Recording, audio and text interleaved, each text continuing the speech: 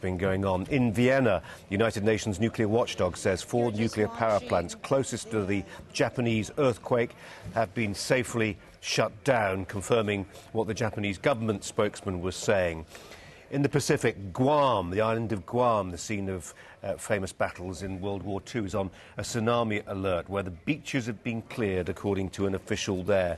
The Associated Press telling us that from Alaska, Anchorage in Alaska, that tsunami warnings have been issued for parts of California, for Oregon and for Alaska, though it's not thought necessarily that the seaboard of America there, the western seaboard, is likely to be affected. Other places are much closer and more directly in the line of fire. Dr. David Whitehouse is alongside me looking at these pictures, which came in during daylight hours. It's now dark in Japan, as elsewhere in other parts of the Pacific.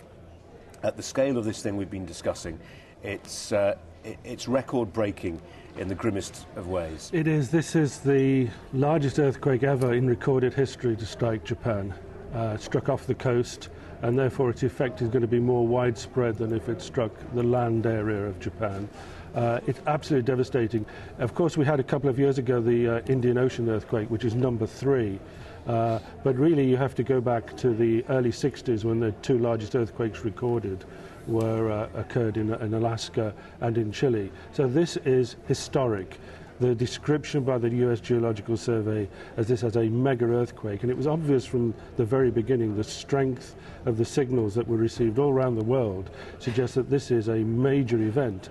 And at this moment I expect satellites will be being tasked to look at the region where it occurred off the coast of Canada, not only to assess the damage to the land area of Japan, but also to look at the sea and see if there's any evidence from radar, from other evidence of what's below on the ground, the ocean floor, to see if there's any evidence of changes there, because this is a catastrophe for humanity, but also it's a scientific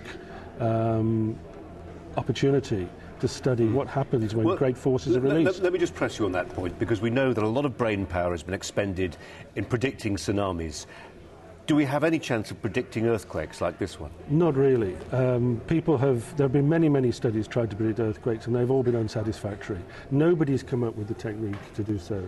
You can, if you like, judging by the length of time since a last dramatic earthquake in an earthquake zone, make predictions as to how likely the next one will be. California is a case in point, because the San Andreas Fault will produce a major earthquake sometime in the future, and pressure and tension is built up on this force, will be released during an earthquake. But actually pinning that down into saying that it's more likely this year than next year has proved to be scientifically impossible. We know there are regions that are prone to large earthquakes, and the longest since the previous large earthquake, the more tension and tectonic force built up that will eventually be released. But nobody can predict when that stuff will be released.